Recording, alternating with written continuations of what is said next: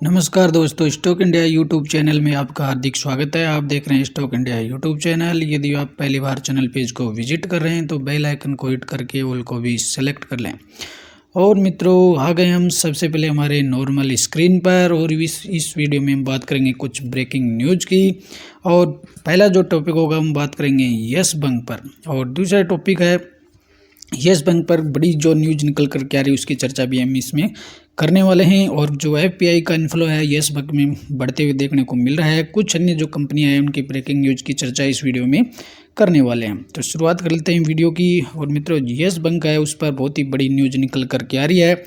Yes bank के management की तरफ से भी एक अच्छी न्यूज़ देखने को मिल रही है और दोनों ही यस बैंक के लिए पॉजिटिवली न्यूज़ साबित होने वाली है। दूसरा बड़ा जो न्यूज़ है वो एफपीआई की तरफ से देखने को मिल रहा है और यस बैंक में विदेशी इन्वेस्टर्स का जो भरोसा है वो बढ़ते हुए देखने को मिल रहा है। और एक बड़ा जो इन्वेस्टमेंट है वो यस बैंक में Q3 में है वो एफपीआई की तरफ से आते हुए देखने को मिल रहा है। तो चर्चा कर लेते हैं इस न्यूज़ की। और चर्चा से पहले हम देख लेते हैं आज की मार्केट ड्यूरेशन के दौरान यस बैंक में करीबन 2 से 2.5% की गिरावट देखने को मिलती है। अब भी स्टॉक है वो 16 से ऊपर है वो ट्रेंड कर रहा है। तो यस बैंक पर जो बड़ी न्यूज़ निकल कर के आ रही है उसकी चर्चा कर लेते हैं।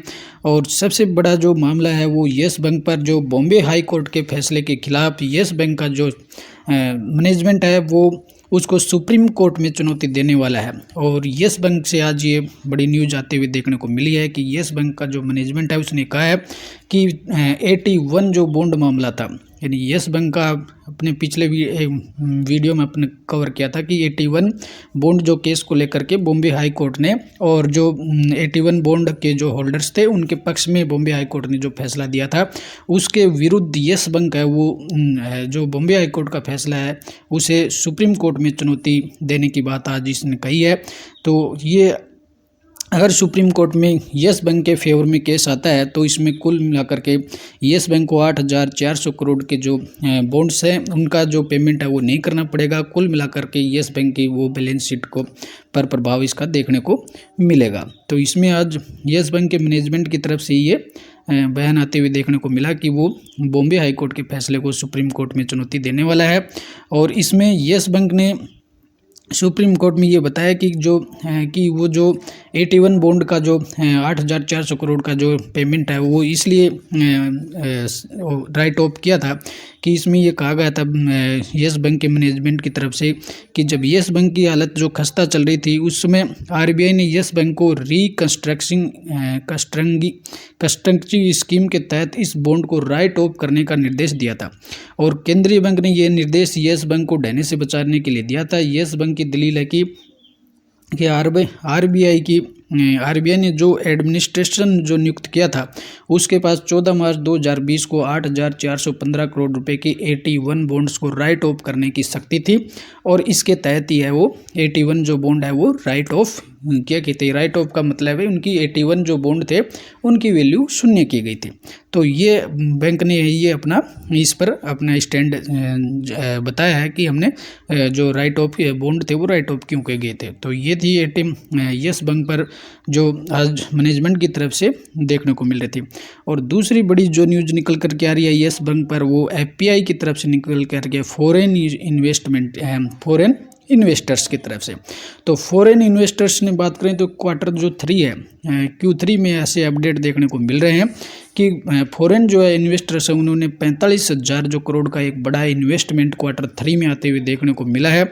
और Q3 का जो बड़ा जो इन्वेस्टमेंट है इसमें एफपीआई ने कुल 10 स्टॉक्स में से एफपीआई के जो 10 जो मजबूत बड़े जो स्टॉक्स हैं उनमें है वो यस बैंक भी देखने को मिल रहा है। यानी कुल मिलाकर के Q3 है उसमें यस जो बैंक है उसमें एफपीआई ने अपना स्टॉक है वो बढ़ाया है, यानी अपनी हिस्सेदारी बढ़ाई है। और एफपीआई की तरफ से ये बड़ा है वो न्यूज निकल करके आ रहा है कि कहीं ना कहीं यस बैंक में एफपीआई का विदेशी फॉरेन इन्वेस्टर्स हैं उनका है वो उनका भरोसा है वो बढ़ते हुए देखने को मिल रहा है।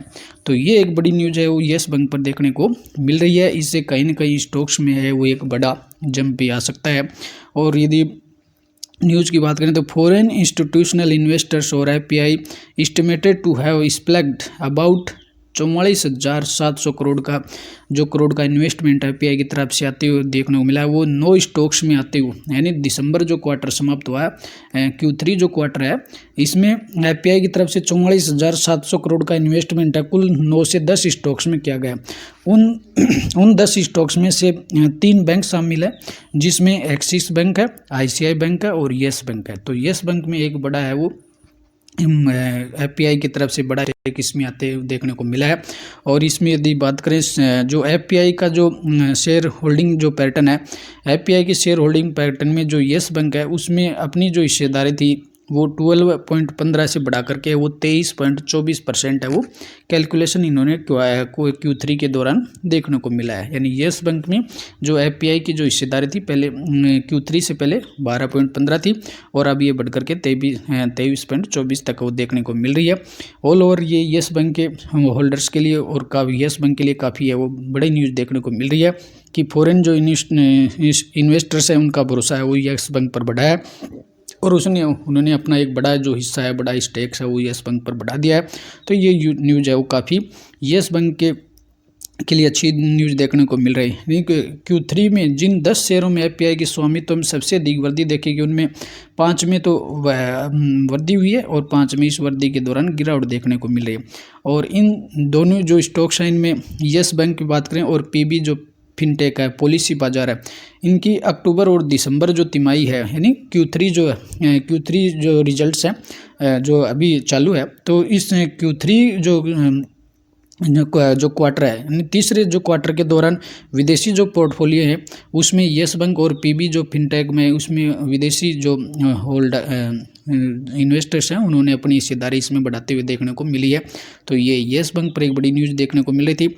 और अब बात कर लेते हैं कोटक महिंद्रा बैंक। तो कोटक महिंद्रा बैंक से भी एक न्यूज़ निकल कर के आ रही है। कोटक महिंद्रा बैंक ने कहा है कि वो अपनी जो सब्सिडरी जो कंपनी है जनरल इंश्योरेंस की, तो जनरल इंश्योरेंस में अपनी कुछ हिस्सेदारी है वो कम करने की न्यूज़ आ रही है। और ये जो न्यूज़ है वो सूत्रों के हवाले से आ रही है और ब्लूमबर्ग के सूत्रों के हवाले से जानकारी मिली है कि कोटक जो महिंद्रा बैंक है वो अपनी जो सब्सिडरी है कोटक जनरल इंश्योरेंस में अपनी कुछ हिस्सेदारी है वो घटाने वाला है। तो ये एक इस पर कोटक महिंद्रा बैंक पर न्यूज निकल करके आ रही है। तो इस पर भी अपन वॉच कल के सेशन के लिए कोटक बैंक पर आप वॉच बनाए रख सकते हैं। और इसमें ये ब्लूमबर्ग के सूत्रों के हवाले से खबर आती हुई देखने को मिल रही है। और अब बात कर लेते हैं आज के सेशन में नायका के Q3 रिजल्ट्स भी आते हुए देखने को मिले हैं। तो नायका के Q3 रिजल्ट्स की बात करें तो नेट जो प्रॉफिट है वो ईयर टू ईयर आधार पर 71% डाउन देखने को मिला है और वह 8.5 करोड़ रहा है। यानी नायका का जो नेट जो प्रॉफिट है ईयर टू ईयर है वो डाउन होते देखने को मिला है और 71% तक डाउन हुआ है। हालांकि जो नायका की इनकम है या रेवेन्यू फ्रॉम जो ऑपरेशन है या टोटल इनकम की बात करें तो टोटल इनकम में 33% का इंक्रीज देखने को मिल रहा है। हालांकि ये अपनी इसके जो डिटेल्स जो रिजल्ट्स हैं वो अलग वीडियो में अपन इसको कवर भी करेंगे। फिलहाल सरसरी तौर पर देख लेते हैं। तो नायका के जो Q3 रिजल्ट्स हैं उसमें इसमें आमदनी तो बढ़ी है, इसमें रेवेन्यू कंपनी का 33% तक बढ़ा है। हालांकि नेट प्रॉफिट है वो 71% है वो डाउन देखने को मिल रहा है। और अब बात करें तो सिटी यूनियन बैंक की, तो सिटी यूनियन जो बैंक का स्टॉक है आज उसमें 17% तक की बड़ी गिरावट है वो देखने को मिली है। और इस सिटी यूनियन बैंक के स्टॉक्स में गिरावट की जो देखने को मिली है इसका कारण ये रहा है कि जो Q3 रिजल्ट हैं वो काफ़ी डाउन देखने को मिले हैं, इस वजह से इसमें काफ़ी गिरावट देखने को मिले है। और नेट जो प्रॉफिट की बात करें तो इसमें नेट प्रॉफिट है वो 21% तक घट करके मात्र 217 करोड़ आते हुए देखने को मिल रहा है। तो इस वजह से सिटी यूनियन बैंक में आज बड़ी गिरावट है वो देखने को मिली है। दूसरी बात करेंगे गोदरेज ग्रुप से, तो गोदरेज कंज्यूमर की बात करें तो गोदरेज कंज्यूमर का जो मुनाफा है वो लगभग 314 करोड़ आते हुए देखने को मिल रहा है और रेवेन्यू है वो 9% तक बढ़ते हुए देखने को मिला है। तो इसमें गोदरेज कंज्यूमर के अच्छे रिजल्ट आते हुए देखने को मिल रहे हैं। और ईबिडिटा की बात करें तो ईबिडिटा है ईयर टू ईयर 6.9% की दर से बढ़ करके 9.7% पर आते हुए देखने को मिल रहा है। तो गोदरेज कंज्यूमर के रिजल्ट है वो अच्छे देखने को मिल रहे हैं। और एक अंतिम रिजल्ट की बात कर लेते हैं चलते चलते। गुजरात गैस की बात करें तो गुजरात गैस के जो रिजल्ट्स हैं काफ़ी डाउन देखने को मिले हैं। और गुजरात जो गैस है उसके नेट प्रॉफिट और इनकम दोनों ही घटते हुए देखने को मिल रहे हैं और मुनाफा जो नेट प्रॉफिट है वो 372 करोड़ आते हुए देखने को मिल रहा है और इनकम है वो घट करके 3821 देखने को मिल रही है। तो ऑल ओवर गुजरात गैस के रिजल्ट्स भी है वो काफ़ी डाउन आते हुए देखने को मिल रहे हैं। तो कुल मिलाकर के ये अपनी बड़ी जो न्यूज़ है इस वीडियो में अपने कवर कर ली है। तो मित्रों वीडियो पसंद आया हो, आपको हेल्पफुल लगता हो तो शेयर और लाइक ज़रूर कीजिएगा और अगले वीडियो में फिर मिलते हैं लेटेस्ट न्यूज़ के साथ। तब तक के लिए नमस्कार। यदि आप पहली बार चैनल पेज को विजिट करें तो बेल आइकन को हिट करके ऑल को जरूर सेलेक्ट कर लें।